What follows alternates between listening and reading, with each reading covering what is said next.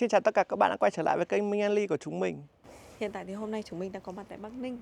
Thế nhắc đến Bắc Ninh thì chắc chắn là mọi người sẽ biết về những cái câu quan họ ngọt ngào.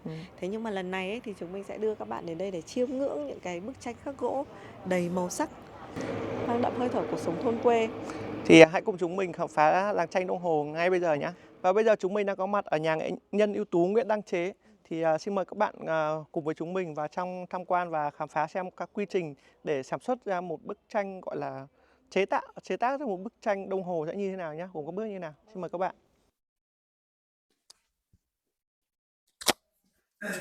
Chào ông ạ. Cho con hỏi là ông năm nay bao nhiêu tuổi rồi ạ? Tôi năm nay kém 1 tuổi để 90, Thế à? 89 tuổi rồi. Dạ. Cho con hỏi một chút là tranh Đông Hồ thì có từ bao giờ hả ông?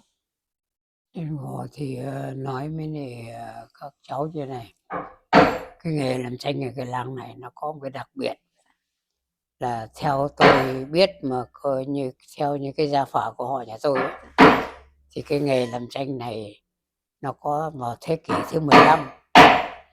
Tức là nếu nói đến thời gian đến nay có khoảng trên dưới là 500 năm. Và gia đình nhà tôi nó có một đặc biệt là đến đời tôi là 20 thế hệ, tức là 20 đời, và đời thứ 21 đang tiếp tục làm kia. Ở dưới nhà kia là đời 21 và 22 đang làm. Thì cái làng Đông Hồ đấy nó có một cái đặc biệt là cái tranh Đông Hồ đó thì cái tranh này gọi là tranh Tết. Cứ đến ngày Tết âm lịch, tức là vào cái tháng Chạp âm lịch này ấy, thì có cái chợ bán tranh tại cái đình Đông Hồ. Và đặc biệt là như là ngày hôm qua đó, nếu trước cách mạng tháng 8 năm 45 thì nó có cái phiên thứ hai. Tức là ở đây nó có cái đặc biệt là trước cái cách mạng tháng 8 thì cứ một năm chỉ có 6 phiên chợ bán cái tranh tại cái đình Đông Hồ thôi. Và cái làng của chúng tôi thì đặc biệt là cái làng này thì nó có hai cái nghề. Cái nghề là hàng mã và cái nghề làm tranh. Tôi biết là lúc còn nhỏ tôi đã được chứng kiến, tức là trước cách mạng tháng 8 45 ấy thì tôi đã được chứng kiến cái chợ bán tranh tại cái đình Đông Hồ. Lúc đó tôi 11 12 tuổi nhưng tôi đã được thưởng thức được cái chợ đó. Tức là cái chàng Đông Hồ đây thì nó có cái nghề là tháng Giêng thì người ta làm hàng mã, và người ta làm cho đến hết tháng 7 thì người ta chuyển sang người ta làm tranh. Thế là hai cái nghề nó cứ song song như thế. Cái nghề làm tranh ấy, thì cứ bắt đầu từ rằm tháng 7 trở đi ra sang tháng 8 thì người ta sẽ làm tranh. Và cái đặc biệt của cái làng của tôi nó có một cái là hai cái nghề nó cứ song song như thế, và cả làng nhà nào người ta cũng làm như thế. Nhưng nó có cái đặc biệt là cái tranh ấy thì cái tranh này chỉ gọi là ngày Tết thôi. Cứ đến cái ngày mùng 1 tháng Chạp âm lịch ấy, thì ở đây gọi là tháng Chạp, thì người ta có cái chợ bán tranh. Tức là cái làng này trước cách mạng tháng 8 năm 45 thì có 6 phiên chợ thôi. Ngày mùng 1, ngày 16 là ngày hôm qua, hôm nay là ngày 17 đấy, tức là ngày thứ hai đấy. Thế là trước cách mạng tháng 8 thì nó có cái những ngày phiên họp như thế. Ngày mùng 6 và sau đó Tết thứ ba là ngày 11, thứ tư là ngày 16, thứ năm là ngày 21 và phiên thứ 6 là ngày 26.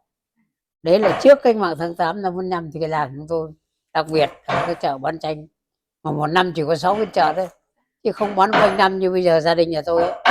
Tức là cứ đến cái ngày trước cái ngày một phiên chợ ngày mùng 1 ấy thì cái 30 tháng 11 là khách người ta về để ta mua. Thì ở đây thì tôi đã được chứng kiến, tức là ngày xưa đấy thì tôi đã biết là người ta có gọi là cái phường, cứ mỗi cái phường thì coi nhà quê người ta cứ rủ nhau, đông nhất là khoảng độ 20 người, vắng là khoảng độ 10 đến 15 người. Thế thì người ta cứ rủ nhau, người ta ở nhà quê người ta rủ nhau, người ta về cái làng này người ta mua tranh. Và bao giờ người ta cũng về trước một ngày. Tức là cái phiên chợ là ngày mùng 6 thì mùng 5, chiều mùng 5 người ta về đây rồi. Đấy là đặc biệt như vậy. Và đến bây giờ thì từ năm 45 đến bây giờ thì cái chợ bán tranh của cái đình Đông Hồ nó không còn nữa. Và từ năm 45 đến giờ thì như thế là không còn, cũng khoảng phải trên 80 năm rồi đấy, 80 năm nữa. Và đặc biệt cái làng Đông Hồ thì đến bây giờ thì phải nói là cả làng bây giờ còn có 2 gia đình thôi. Có gia đình nhà tôi và gia đình ông cụ Sam là 2. Có 2 gia đình làm tranh thôi. Nhưng mà tại sao mà đến bây giờ người ta không làm được là với cái lý do là thực ra anh làm ra thì anh có bán được hay không. mình làm ra có bán được hay không, đấy là cái chuyện mà cái nghề nó được tồn tại đấy. Gia đình khoảng độ 24 tuổi, năm 58, lúc đó ông bố và mẹ tôi cho đi ra Hà Nội học ở trường mỹ thuật công nghiệp ở Hà Nội, chỗ Chợ Dừa đấy. Cái là năm 58 tôi học ở đấy, và tôi học đến năm 62, từ sau năm 8 62, tức là trong 4 năm. Thì lúc đó cái trường ấy ngày xưa nó gọi là trường mỹ nghệ thôi. Thế nhưng mà sau đó đến năm 60 thì cái trường nó đổi tên là trường mỹ thuật, nó lấy cái tên là mỹ thuật công nghiệp, tức là nó thành lập một cái trường đại học. Thì là bên Yết Kiêu 42 Kiêu rồi nó cái trường mỹ thuật là trường tạo hình, như bên này Âu Chợ Dừa nó gọi là trường mỹ thuật công nghiệp. Thế nên lúc đó tôi học ở đấy, và sau đó tôi học xong đến năm 62 thì lúc đó là nhà trường biết tôi có cái nghề đó. Tức là có cái vui là trong hơn 30 năm tôi ở cái trường đó, tôi làm cái việc tức là phục vụ cho nhà trường, làm công tác giảng dạy cho các cái khối sinh viên, học sinh để khôi phục lại cái nghề tranh này. Thế nhưng mà phải nói là tôi cũng chỉ ở cái trường nó cho đến năm 92 thôi. Thì lúc đó là tôi 55 tuổi, tôi xin nghỉ hưu, tôi về tôi làm thế này. Từ là đến nay là cũng khoảng năm nay là 34 năm rồi đấy, 33 năm rồi đấy. Thế thì phải nói là khi tôi nghỉ hưu tôi về thì phải nói thế này, lúc đó cả làng cũng không ai làm cả, và có một mình tôi làm thôi. Thế thì tôi làm thì phải nói là sau đó được mấy năm sau thì thêm một cái gia đình ông cụ Sam cũng làm. Tức là cả làng này đến bây giờ thì hiện nay cả làng chỉ còn có 2 gia đình thôi. Tôi biết là bên Tổng cục Du lịch của Bộ Văn hóa biết là có cái người làm tranh này, cho nên là cũng giới thiệu tôi và giới thiệu cho khách, và bản thân tôi cũng được mời đi rất nhiều nước, đi bên Tổng cục Du lịch, đi các nước để tuyên truyền lại cái tranh đồng hồ. Thế phải nói là từ cái năm 95 ấy thì tôi thấy là đối với gia đình nhà tôi ấy, thì phải nói là các gia đình, các người ta về, người ta tìm về, tôi cũng thấy rất hay là khi mình là cái người mình bỏ công sức cho mình làm cái đó và được khách thì ta tìm đến và cũng bán được hàng. Cũng nói thật với cô là từ năm 95 đến nay là 33 năm rồi. Gia đình nhà tôi nói thế này, và khi tôi làm được tranh thì tôi bán được và tôi có tiền. Nói là lúc đó là gia đình nhà tôi là các con tôi bảo không làm hàng mã nữa, bỏ hàng mã đi, bắt đầu tập trung vào làm tranh. Thế thì gia đình nhà tôi từ năm 95 đến bây giờ thì nói chung là gia đình nhà tôi đến bây giờ nói là 3 thế hệ. Tôi, con trai, con gái, kia của cô con gái đi lấy chồng rồi nơi khác, nhưng mà tôi cũng kéo về để làm tranh, và con dâu, và bây giờ cả cháu nội cháu ngoại. Gia đình nhà tôi là bây giờ sống nó bằng cái nghề này. Và một cái rất vui là phải nói thế này, đến bây giờ tôi thấy là bây giờ khách người ta tìm đến nhà tôi và nói thật là mình bán được tiền. Và đến năm 2006 thì tôi nghĩ là tôi ở mãi tận trong giữa làng cơ, nhưng mà cách đây được khoảng 300 mét. Thì đến năm 2006 thì chỗ này nó là cái ao này, tôi mới đề nghị với địa phương là lúc đó tôi bàn với các con tôi là bây giờ thành lập một cái doanh nghiệp, nếu không doanh nghiệp tư nhân thì không thuê được cái đất này. Thế mà lúc đó tôi làm cái đơn tôi đề nghị là thành lập một cái doanh nghiệp. Khi tôi nghỉ hưu tôi về một cái từ năm 95 đến giờ thì gia đình nhà tôi là cả nhà, con trai, con gái, con dâu, con rể, thậm chí đến bây giờ cả cháu nội cháu ngoại cũng làm được cái nghề này. Mà làm cái này là phải làm theo mùa, chứ không phải là ngày nào cũng làm được cái việc mà định làm. Ví dụ cái mùa khô này, nắng đây thì phải bồi giấy, mà đến tháng Giêng tháng 2 nó ẩm thấp thì phải làm trong nhà. Và đặc biệt là đến tháng 5 tháng 6 thì cái nghề đó ở đây là nó nắng nhiều là phải quét cái giấy gió này, quét cái điệp này, là lúc đó lại tập trung để làm cái đó. Đến bây giờ đó tất cả những cái mẫu mã của làng đồng hồ thì ngày xưa các cụ có như thế nào và tôi tìm kiếm được thì đến bây giờ tôi có đủ các cái tư liệu như thế. Nếu nói về sản lượng thì giờ riêng cái loại này bây giờ tôi có 250 loại, 250 loại. Và những cái tranh bộ như này, cái tranh bộ 4 cái như này tôi có gần 20 bộ, 17 bộ. Và ngoài ra cái tranh to này bây giờ là tôi thấy là bây giờ nhiều người ta lại thích chơi, và cho nên là cái tranh nhỏ để in, nhưng mà tranh to là phải vẽ bằng tay. Cho nên đến bây giờ nhà tôi là cô con dâu, cô con gái, 2 cô kia cứ ngồi suốt ngày vẽ tranh. mà vẽ quanh năm, Vâng. chứ không phải là chỉ có vẽ một ngày đâu, vẽ quanh năm. Mà vẽ một cái tờ tranh kia phải 4-5 ngày. Bây giờ tôi có hàng trăm cái bản khắc cổ kia, Vâng. để ra kia mà hàng trăm cái bản khắc cổ kia. Mà ở làng này những nhà nào có 5-9 năm, những nhà nào có tôi mua được hết. Cho nên là tôi mua được của 10 gia đình, mà 10 cái gia đình đó các cụ để cho tôi, các cụ qua đời hết. Cho nên đến bây giờ phải nói là đây là một cái tài sản rất quý. Mà tôi nói là ở Bắc Ninh này có làm cái bảo tàng để ở ngoài này. Vâng. Không, chỗ đâu quay cái bảo tàng nhá. Vâng. Cái bảo tàng nó chỉ là cái vỏ đấy. Vâng. Toàn lấy tranh ở đây, lấy tranh của nhà ông Sam ra để bày trên giấy thôi, chứ còn tất cả những cái ruột thì nó ở đây cả. Nên tôi phải nói một cái điều, ai về đây tôi cũng nói là chính cái ruột nó là ở đây. Còn cái vỏ là bảo tàng, con vị muốn ra bảo tàng mà xem thì ra, nhưng mà cái đó nó chỉ là cái hình thức. Chứ còn nếu ngoài gia đình nhà tôi với gia đình nhà ông Sam thì không nhà nào có những cái bản khắc như thế. Và bây giờ tôi nói giờ tôi có hàng nghìn cái bản khắc, hàng nghìn cái bản khắc. Bây giờ là bảo tàng chỉ có 1-2 cái để làm, nhưng mà toàn mới khắc lại, chứ làm gì có cái tranh cổ kia. Đấy là phải nói đến nếu tranh đồng hồ thì bây giờ phải nói là gia đình nhà tôi ấy, thì tôi nói thế này, nhiều người đi giờ cũng phải nói nếu tôi là cái con người mà tôi không khôi phục lại cái tranh thì bây giờ cái tranh nó không còn nữa. Cho nên người ta phải công nhận như thế. Và nói đến đồng hồ thì phải nói đến ông Nguyễn Đăng Chế. Mà tôi cũng phải nói là cái điều rất vui là người ta tự mà người ta phong cho mình thôi, chứ còn bản thân tôi thì tôi cũng không phải là tôi tự hào là tôi tài tôi giỏi. Nhưng mà tôi nghĩ là bản thân tôi, đời tôi 20 đời làm cái nghề này, và lúc còn nhỏ tôi đã được làm cái này. Cho nên khi tôi có cái vui là năm tôi được vào trường và tôi học, và tôi lại làm công tác giảng dạy ở trường, cho nên là tôi thấy là cái giá trị của cái đồng hồ rất quý. Cho nên đến giờ phải nói là nếu cái tranh đồng hồ mà nếu ngoài tôi ra thì giờ không đâu có cả. Đấy là một nói thật với cô như thế. Cho nên là các vị mà muốn tìm hiểu về tranh đồng hồ thì về đây là nó thực hẳn nhất. Đây, xuống cái nhà này. Dạ vâng ạ. Ông Đây. đi cẩn thận. Trộm vía ông vẫn khỏe. Nhưng cái chỗ khuôn viên nhà mình đây quá rộng Đấy. ông ạ. Quá đẹp. Gần 6.000 mét tất cả cái khu này. Đây, xuống đây nói cho mọi nghe. Đây là nhà trưng bày tranh. Đây là cái nhành của tôi. Dạ. Một cái này là 32 năm.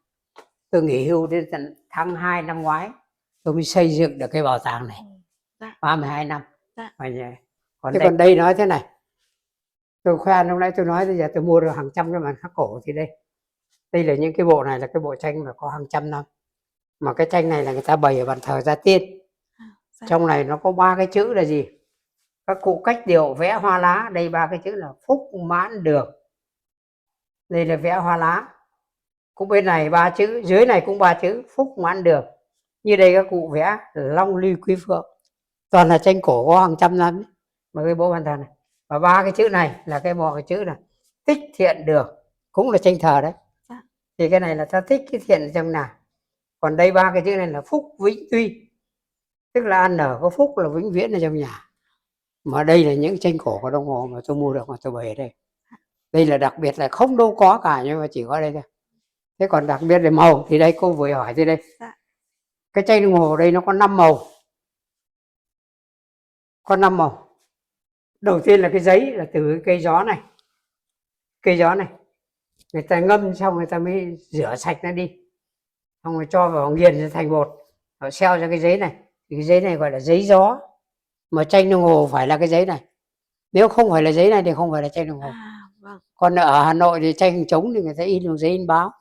Nhưng mà đồng hồ đây thì phải là giấy gió. Thế còn màu đây, cái màu trắng này, tôi phải xuống Quảng Ninh tôi mua cái con điệp này. Về nhà tôi có cái cối giã ở dưới nhà. Bây giờ cái này tôi có 5 tấn.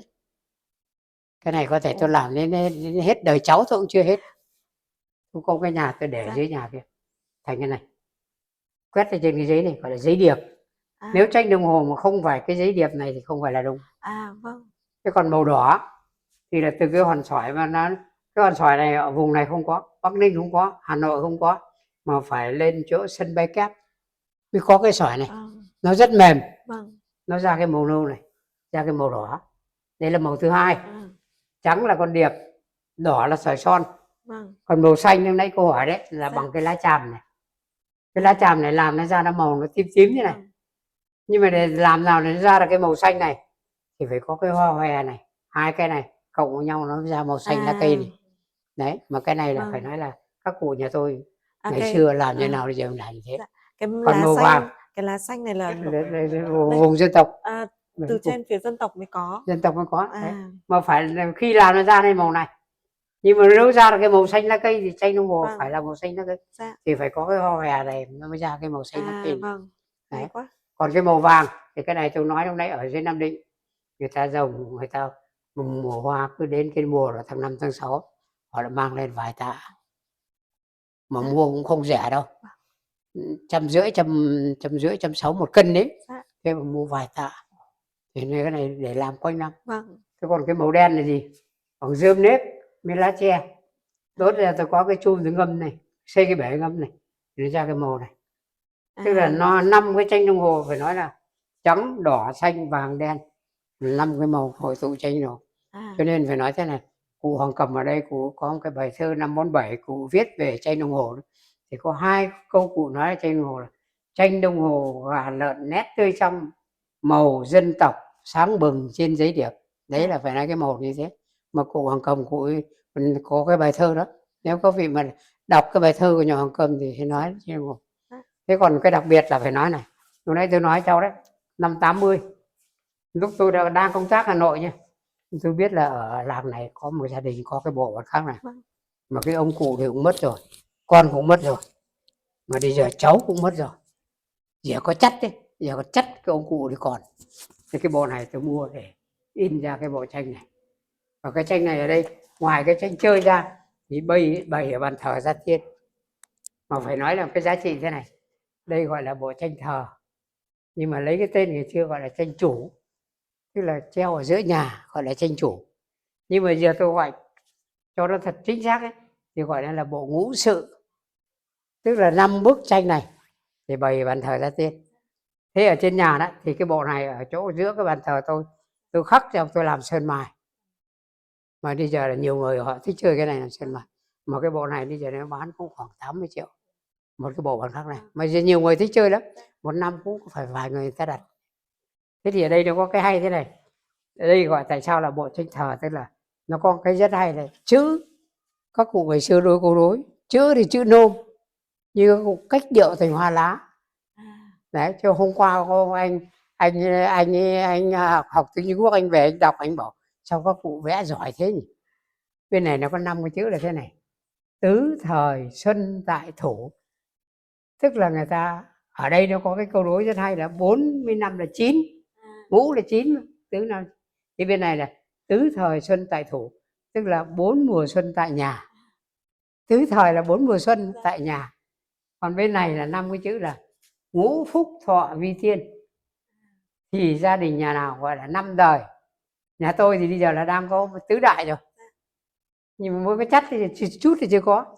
Thì bên này gọi là ngũ phúc thọ vi tiên, thì gia đình 5 đời thì gia đình là đại phúc. Bên này là chữ phúc, bên này là chữ thọ này, và giữa này là toàn bộ cái bàn thờ Gia Tiên. Còn trên là có ba cái chữ phúc mãn đường ở trên, 3 cái chữ này nữa, nhưng mà đây, vì tôi chưa treo ở đây được. Thế còn đây phải nói thế này, đây là cái thời bao cấp mà cái lúc tôi ở trường ấy, là cái này là cái lúc tôi ở cho sơ tán ở trên Đoàn Hùng, là cái này tôi ở cái vùng dân tộc, cứ ngày chủ nhật đến là mấy anh em dắt nhau đi vào, người ta đến vẽ những cái tranh này, người ta bày bàn thờ Gia Tiên. Thì cái này tôi mới khôi phục lại. Thế còn đây là cái đôi câu đối này là câu đối cổ của đồng hồ ngày xưa, tôi cũng mới khôi phục lại được mấy ngày hôm nay thôi. Đấy, bên này nó có 7 chữ, bên này 7 chữ, thì nó có cái thơ rất hay: tổ công tôn đức thiên niên thịnh, tức là con cháu thảo hiền. Bên này là tử hiếu tôn hiền vạn đại sư, tử hiếu tức là con cháu thảo hiền vạn đại sư. Thì đây là cái bộ tranh cổ của đồng hồ mà tôi mới khôi phục lại được, chứ bây giờ thì không còn nữa, tôi vừa mới làm lại đây. Đấy. Thế còn để làm cho cái tranh gì đây, những cái mấy năm trước thì những cái đồ này là giờ thằng con nó đang khắc ở trên nhà đây, khắc cái này này. Mà đặc biệt cái đồng hồ đây chỉ có cái gỗ thị mới khắc được nó, không có gỗ gì khắc được. Cái gỗ thị ở đây là gì, nó đặc biệt là nó không có lõi và nó không vênh, nó lại không nứt. Một cái chất liệu của nó là gì, vừa dẻo vừa mềm, Đấy, cho nên cái này là đây, cái bộ vạn khắc này có 200 năm là cũng dùng một cái đó này. Đây là những cái bộ này có hàng trăm năm này. Bộ vạn khắc này có hàng trăm năm. Đấy. Thế còn để in như cái tranh thì nó có 4 màu, thì 4 cái vạn khắc thì tí ra đây tôi giới thiệu cho mọi nghe. Thế còn đây để làm ra tranh thì đây giới thiệu cho mọi nghe.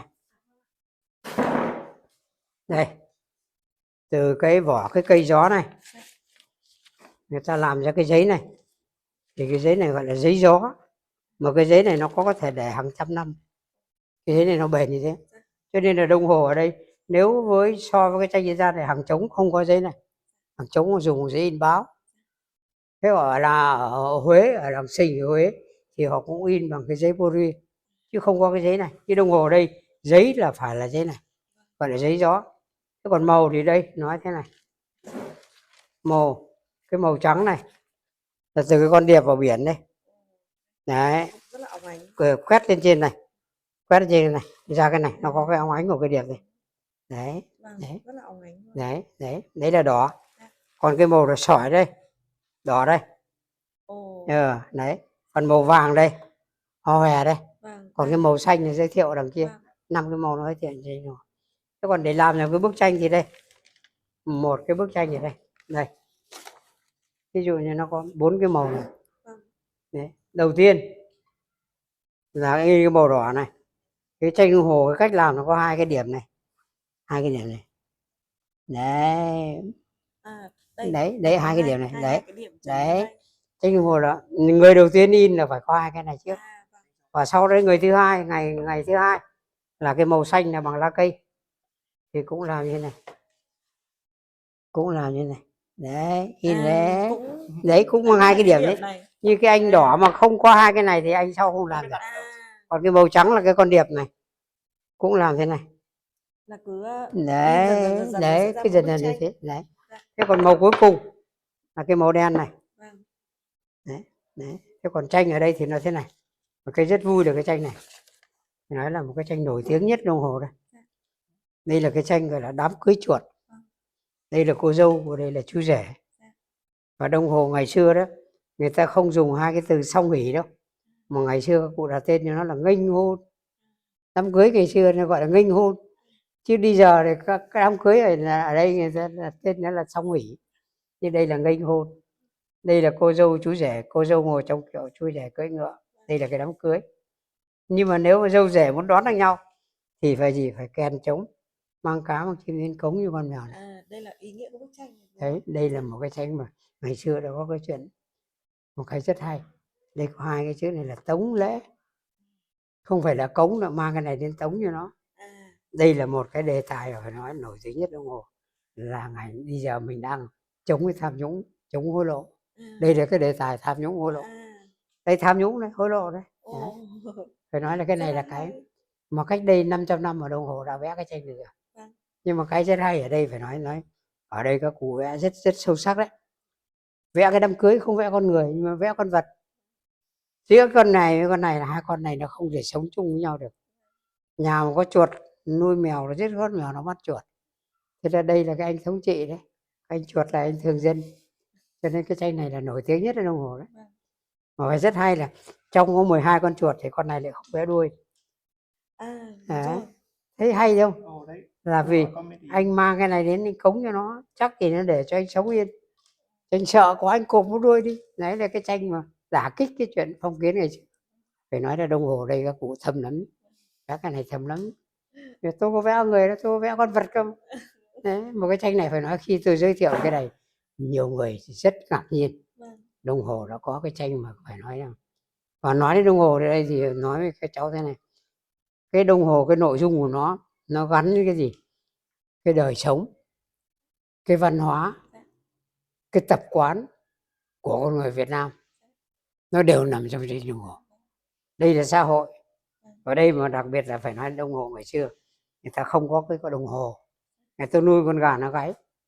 Trên này có 5 cái chữ là gì? Dạ sướng, tức là nó gáy ở trong mồm nó ra. Ngũ canh hòa, tức là cứ 10 giờ trở đêm giờ đi, cứ 2 tiếng đồng hồ nó gáy một canh. Đấy, 5 giờ sáng thì là sáng. Thì người ta không có đồng hồ, người ta nuôi con gà là người ta biết là từng canh một. Phải nói là đây là một cái đồng hồ ở đây nó đặc biệt như vậy đấy. Cái này xã hội. cái này vấn đề sinh hoạt này. Đấy. Còn cái này là cái cũng rất hay này. Cái này là cái tranh mà đều nói là các vị có chức có quyền này. Vinh quy bái tổ, tức là anh học hành đỗ được tiến sĩ. Đây có hai cái chữ là tiến sĩ, nhưng anh cũng không quên được tổ tiên. Ngày Tết thì phải báo cáo tổ tiên, lễ lạt đây, nhớ đến tổ tiên là chính là cái này. Đấy là phải nói đến vấn đề học hành đấy. Cái này xã hội này. Đấy. Mỗi một bức tranh sẽ gắn liền với lại. Thế còn cái đôi tranh này là đôi tranh rất vui. Ngày Tết đấy phải nói thế này, không gia đình nhà nào bỏ hai tờ tranh này. Bên này có hai cái chữ là gì? Vinh hoa phú quý, cầu mong hạnh phúc may mắn, làm ăn giàu có. Thế nên muốn thành tích được thì phải có hai cái tranh này. Mà đặc biệt phải nói trong ở đây cái cục vẽ rất hay, cháu trai và cháu gái này làm ăn hạnh phúc may mắn rồi, nhưng mà có những con trai chưa phải là hạnh phúc, những con gái chưa phải hạnh phúc, mà phải có nam con nữ thì mới là hạnh phúc. Nhưng mà tại sao ở đây các cụ vẽ con gà, tại sao nó vẽ con vịt? Tức là đây là hai giới tính của hai cháu. Cái con gà trống này là biểu tượng cho cái cậu con trai, rất nhanh nhẹn, tháo vát, nghịch ngợm, con trai mà, như đây nó hiền lành đạo đức. Đấy, con gái nó chậm chạp nhưng nó lại đạo đức. Như đây phải nói là con trai thì để tóc trên đỉnh đầu, con gái thì để tóc có cái thóp hai bên hai trái đào này. Đấy, phải nói là phân biệt là như thế. Cho nên là đồng hồ phải nói thế nào, tôi có đến 250 đề tài, thì mỗi cái đề tài nó có một cái nội dung như thế. Còn cái đôi tranh này mà lúc nãy tôi nói cái câu thơ của nhà thơ Hoàng Cầm ấy, thì cụ nói một câu rất hay: tươi trong màu dân tộc sáng bừng trên giấy điệp. Đấy, tức là tất cả các màu nó hội tụ tranh đồng hồ là màu dân tộc. Mà phải nói đồng hồ phải nói thế này, đến bây giờ tôi phải nói một cái điều chắc chắn là các cụ như tôi ngày xưa làm thế nào bây giờ mình làm đúng như thế, màu nó không thể phai đi được. Cho nên đặc biệt thế này, cháu thấy tranh đồng hồ màu không bao giờ nó thấm ra đằng sau này. Đây, không bao giờ có màu nào nó thấm ra đằng sau này. Đây, đây, đấy. Đây là một cái chắc chắn của cái chất liệu của đồng hồ mà các cụ nhà tôi làm như thế nào đến bây giờ tôi làm như thế. Thì nói cháu là bây giờ thì đồng hồ đây thì nó có rất nhiều đề tài, nhưng mà cũng nói một vài cái tiêu biểu thôi. Bây giờ tôi có 250 đề tài, thì mỗi đề tài nó có cái nội dung như vậy. Nên nói như thế để các cháu biết là tranh đồng hồ đây nó hay như thế đấy. Mà đến bây giờ phải nói mà một cái đặc biệt là đến bây giờ thì này, đây là có những cái bộ tranh cổ mà có hàng trăm năm này. Đây, những cái bộ này tôi sưu tầm được đây, có hàng trăm năm. Bây giờ nhiều người thích mua lắm, giờ nếu mà bán có thể được vài chục triệu một bộ này, nhưng mà tôi không bán. Đấy, những bộ tranh cổ màu nó để lâu nó sẽ đẹp như này, cũng là giấy gió đấy, quét điệp lên đây để lâu như này. Đấy, màu toàn là màu tự nhiên bây giờ nó. Đấy, làm cái này bây giờ nhiều vị thích chơi lắm, nhiều vị cứ đòi mua cái này, nhưng mà tôi chưa làm được. Đấy, để treo trong tí đấy. Cái này là dịp trung thu, đấy, mọi người rất là thích. Đấy, vẽ con chuột thì vẽ thầy đầu cốc. Đấy, cái này vẽ này làm cái đèn chơi này, mà cái tắt đèn đi thì bắt đầu nó lánh đẹp lắm. Đấy, thì cũng làm cái cách mới mà. Cái này kiểu là trung thu mà mọi người sẽ biết đến nhiều hơn, thì các cháu sẽ dùng cái đèn như thế này thì vừa kiểu là đấy, cứ nói như thế để cháu sẽ biết là đấy tất cả. là... Đây là chỗ đang làm đấy. Đấy, làm ở chỗ này phơi tranh ở đây. Thế thì các cháu nó về cho nó trải nghiệm ở đây, cứ mỗi cái buổi một cái phòng này là 40-50 đứa. Đấy.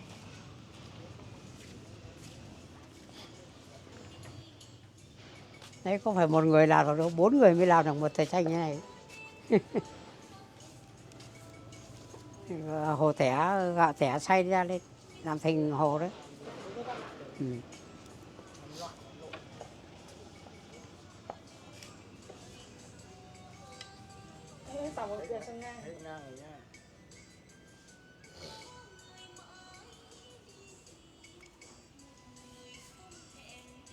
Cái bức tranh này có ý nghĩa gì vậy ông? Đây là cái tranh này là tranh ngày hội, bịt mắt bắt dê. Cái bên này là đánh đu này. Đấy, hai cái nó đi với nhau một đôi. Bên này là đánh đu, bên mình bắt dê, đây là ngày hội đấy. Đấy. Đấy. Đấy, cái ngày hội đấy, đây đánh đu đấy. Tranh này nó gắn đến cái đời sống văn hóa của Việt Nam, nó đều nằm giới thiệu cho trên đồng hồ. hai anh chị bịt mắt vào bắt con dê kia. Đấy. Ngày hội người ta treo giải thưởng như vậy. Đấy.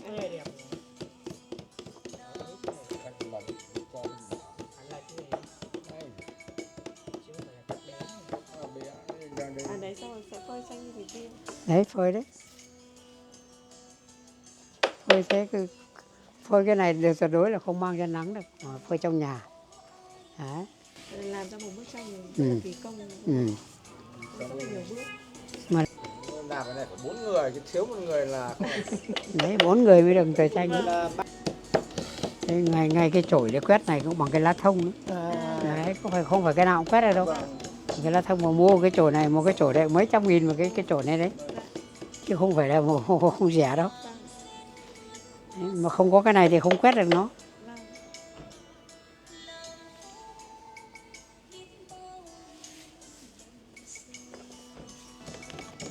Hay quá.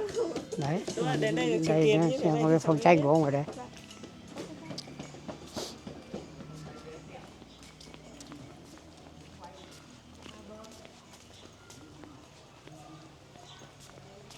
Đây cái chỗ này là cái chỗ để bán hàng. Đấy. Cứ có một tí cái phòng con này thôi, như trên các kia là đủ các loại tranh. Ai hỏi cái gì có cái nấy. Dạ. Đấy.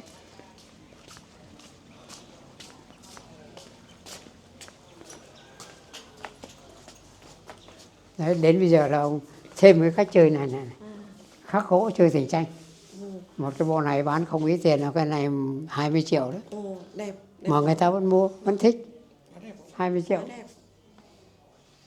Còn những cái tranh như thế này là bán 500. Cả tranh cả khung 500. Còn bộ này là 2 triệu. Bộ này 2 triệu 4 cái. Bộ này là 2,5 triệu. Đấy. Đấy. Cách chơi đấy, đủ kiểu chơi. Đấy. Đủ các loại, thích cái gì là có cái nào. Ông ơi, như chúng con này vừa muốn về đường con cái này, vừa muốn sự hanh thông cho công việc, thì theo ông thì con nên chọn bức tranh nào ạ? Theo chơi là chơi hai cái này, ông nói là hay nhất này. Dạ. Hai cái này là hay nhất này. Đấy, dạ, đôi này là hay nhất này. Con cũng thích. Đấy, đôi này là hay nhất này. Rất là, dạ. Đấy. Thế thì chắc là chúng mình sẽ Thế còn mua đôi này nhỉ? Thế còn mua đôi này cũng được này, đôi này cũng hay này, đôi này cũng Đôi này nghĩa là gì ạ? Đôi này cũng rất hay. Bên này là nhân nghĩa lễ trí. Con người phải có nhân có đức, và con người phải biết tôn trọng cái lễ phép. Đấy. Vâng. Vinh hoa phú quý là cái này, nhân nghĩa lễ trí. Vâng. Đấy. Thế là những cái này để chơi đôi. Vâng. Đấy. Còn những cái này thì chơi một chiếc đấy. Cái này là cái rất hay.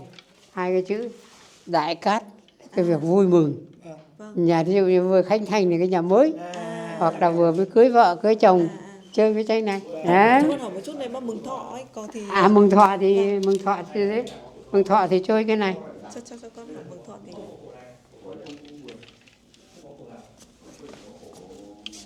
Đây, chơi những cái này là được. Đấy, Vinh Quy Bé Tổ đấy.